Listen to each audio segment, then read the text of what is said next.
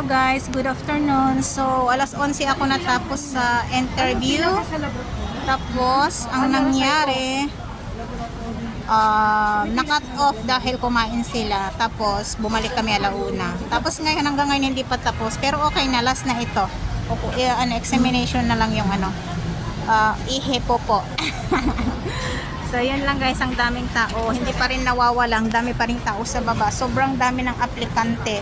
So, ayun pala yung aking agency. Nandun yung red dun sa pinakababa, tabi ng BPI. Yan po yung aking agency.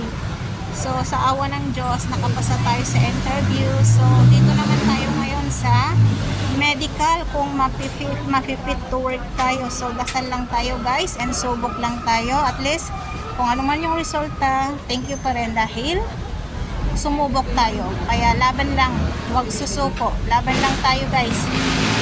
So yan. Huwag pahinaan ng loob. Kasi kung mahinang loob mo, wala ka talagang mapapala. Kaya laban-laban lang tayo guys. So bye. Like, follow and share.